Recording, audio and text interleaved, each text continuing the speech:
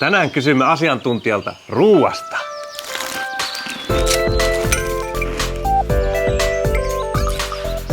Meillä on täällä tänään asiantuntijana yliopiston lehtori Ritva Kylli. Tervetuloa. Kiitoksia. Sitten lähdetään liikkeelle. Eli miten ruokahistoriaa tutkitaan? No se riippuu tosi paljon siitä, että mitä aikakautta tutkitaan. Ja tietenkin niissä tutkimuskysymyksissä tietenkin myös. Että itse tutkin tosi paljon ruokahistoriaa arkistossa. Käytän vanhoja keittokirjoja, eli kirjastojen palvelut on myös hyvin tärkeitä ja tuttuja. Mutta tosi paljon olen itse tehnyt kyllä ruokahistorian tutkimusta ihan omalla kotisohvalla. Että niin hyvin nykyään on jo näitä digitoituja arkistoja ja digitoitu sanomalehtikirjasto on myös tärkeä. Että sieltä on hyvä tutkia justiinsa kaikkia kiinnostavia kysymyksiä kuin, että milloin vaikka joku pizza on tullut Suomeen ja tällaisia asioita. No milloin se on tullut? No se on tullut siinä 1900-luvun kuluessa, että ensimmäiset maininnat on sieltä 1950-luvulta, kun matkailu Italian suuntaan alkoi yleistyä. Mutta enemmän sitä ryhdyttiin leipomaan joskus 1960-70-luvulta lähtien ihan suomalaisissa kodeissa. Jostain luin, että sä oot saanut selville, että milloin parmesaani esimerkiksi on tullut Suomeen. Niin miten semmoinen voi saada selville? No se oli itse asiassa parmesaanin löysin ihan sattumalta arkistosta vielä, kun tein edellistä tutkimusta ihan eri aiheisiin liittyen. Mutta parmesaani esiintyi itse asiassa 1700-luvun ylellisyysluetteloissa Ruotsin valtakunnassa. Eli siellä oli ihan suomen kielellä sanottu, että parmesaanin tuominen maahan on kielletty tästä ajasta alkaen, kun haluttiin ajatella vähän tällä tavalla, että haluttiin suojella kotimaista tuotantoa. Esimerkiksi kahvi kiellettiin sitten siinä samassa vaiheessa. Jaa, parmesaani ja kahvi oli kiellettyjä aineita. No onneksi ollaan päästy siitä eteenpäin. Kyllä, joo, se on hyvä asia. Sitten, syödäänkö Suomessa vielä perinneruokia?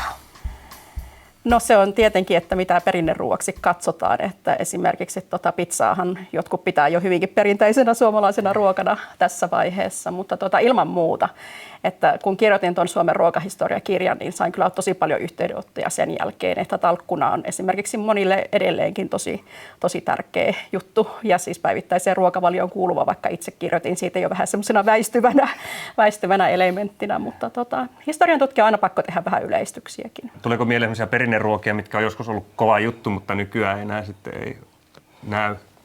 No ehkä se talkkuna on justiinsa sellainen, että se on niin väistynyt pikkuhiljaa. Ja esimerkiksi siinä vaiheessa, kun Suomeen alettiin tuoda riisiä ja alettiin keittää riisipuuroa, niin se jotenkin vei suomalaiset ihan kokonaan mennessään, että se oli sellaista ihanaa valkoista herkkua. Ja sen jälkeen sitten ei oikein mikään muu enää tuntunut miltään. No kauanko me vielä syö joulukinkkua? Onko se väistymässä? No tämä on erittäin hyvä kysymys, että ehkä itse toivoisin, että lihansyönti ryhtyisi keskittymään nimenomaan tällaisiin joulun kaltaisiin niin kuin suuriin juhlapäiviin ja sitten arkisin voisi syödä sitten enemmän kasvispitoista ruokaa, mutta kyllä nyt ainakin jos omaa tuttavaa piiriä miettii, niin kyllä se joulukinkku on kovasti siis väistynyt nyt viime vuosina, että ei se ole enää ihmisille niin tärkeä kuin itse kuvittelin. Minkälaiset eväät suomalainen pakkaa mukaan? Mä oon ymmärtänyt, että sä oot jotain tämmöistäkin tutkimusta tehnyt. Joo, tämä on tämän uusimman kirjani aihe on tämmöinen niin kuin reissuruuan historia Suomessa ja siis Suomen ulkopuolellakin, jos ollaan lähdetty vaikka maailman merille, että tämäkin riippuu ihan tosi paljon siitä, että minne on matkustettu ja minkälaiseen aikaan. Että ihan niin kuin kaikkein varhaisimpana aikana siinä vaiheessa, kun taitettiin vielä matkaa metsäpolkuja pitkin patikoimalla, niin saatettiin ottaa mukaan vaikka puuroaineksia ja keittää sitten ruokaa puuropadassa jossakin metsässä. Ja pataakin piti olla mukana? Joo, ilman muuta. Tämmöinen rautapata on ollut tämmöinen suomalaisten keskeinen muonittaja. Ja sitten esimerkiksi laivamatkoille on saatettu ottaa mukaan jotakin niin kuin hernekeittoaineksia, että hernekeitto on ollut myös tämmöinen keskeinen. Mutta jos mietitään ihan tällaista vähän lyhyempää matkustamista, niin sitten siis voi ja leipä. Leipä on ollut se, mikä on pitänyt tiellä miehet ja kaikki muutkin kulkijat. Se on ollut tärkeää. Minkälainen leipä?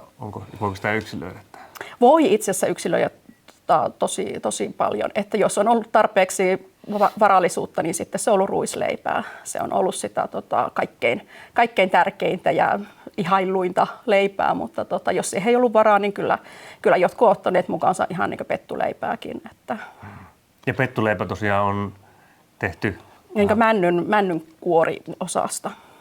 Että sitä on sitten sekoitettu jauhoihin.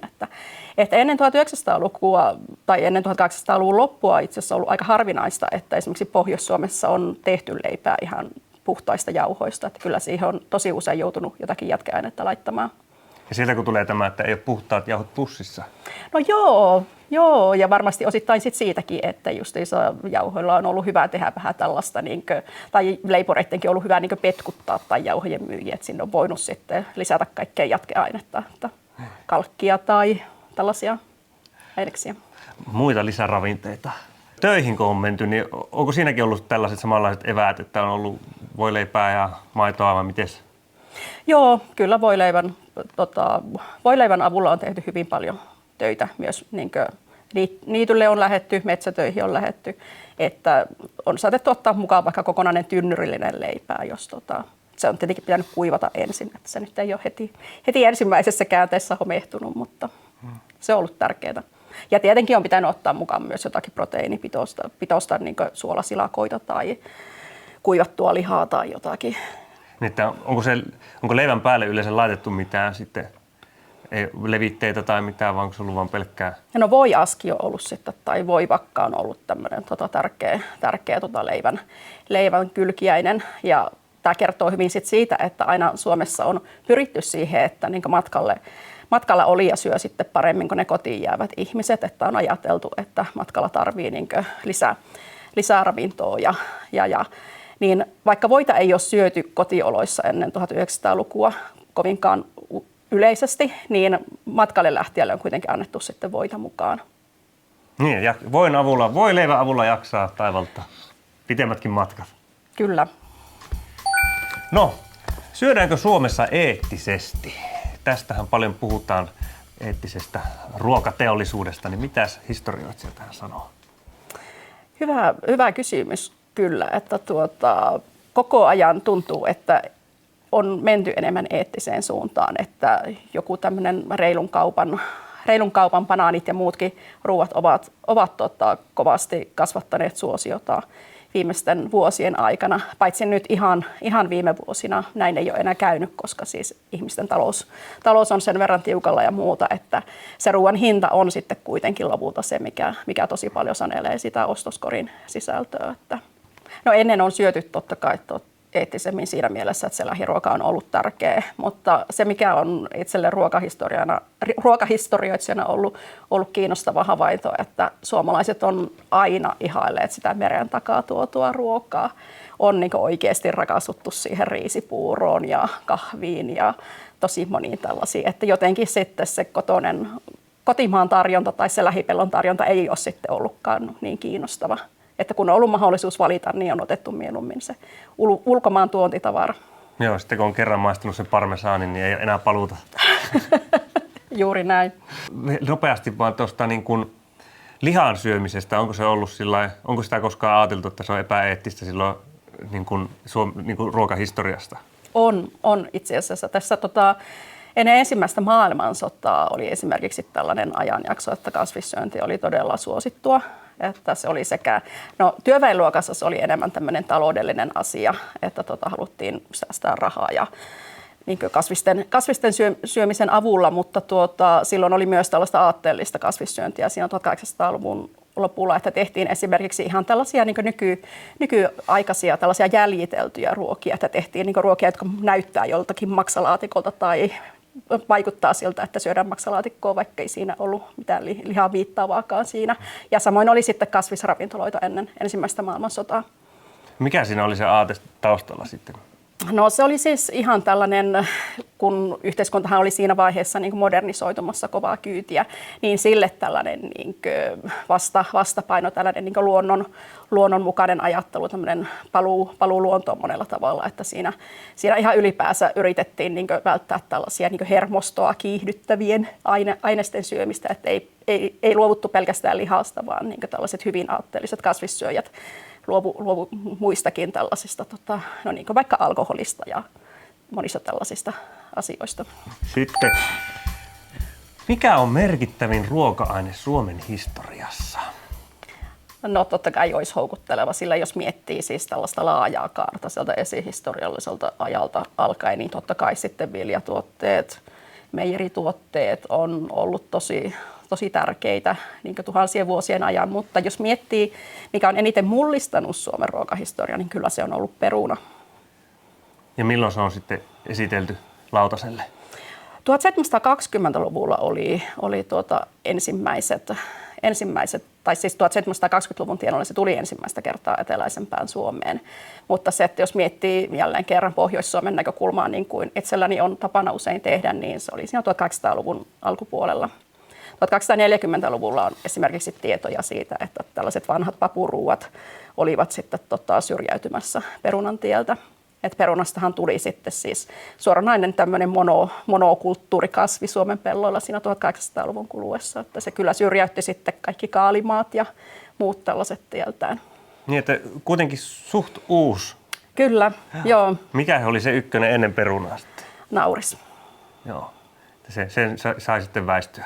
Joo, ja sen takia justiinsa sitten, naurissahan on tosi makoisa kasvi, että se oli sitten tietenkin vähän vaikea alkuun tottua siihen perunan makuun, että kyllä siinä sai tehdä töitä ihan tosissaan ennen kuin perunaa ryhdyttiin maahan kylvämään. Mistä me saatiin perunat tänne? No hyvin monta reittiä se on tullut, mistä on osoituksena se, että perunalle oli ensi alkuun hyvin monia nimityksiä, että on puhuttu tietyssä osassa Suomea kartohveleista mutta tämähän on yleinen ajatus, että peruna on tullut Suomen Pommerin sodasta palaavien sotilaiden mukana 1700-luvun puolivälissä, ja silloin perunaa tulikin paljon Suomeen, mutta kyllä siitä on tosissaan, tai kyllä peruna tunnettiin Suomessa jo sitä ennenkin. Se vähän niin kuin, että muu maa mustikka ja oma maa peruna. Kyllä, näin voi kyllä Suomessa sanoa. Kyllä. Sitten historioitsija saa nyt ennustaa, mitä Suomessa syödään tulevaisuudessa. No tämä on tietenkin aina, että mieluummin puhuisin niistä 1700-luvun syömisistä, mutta jos saa esittää toiveita, niin totta kai toivoisin, että Suomessa syötäisiin tulevaisuudessa mahdollisimman kestävästi.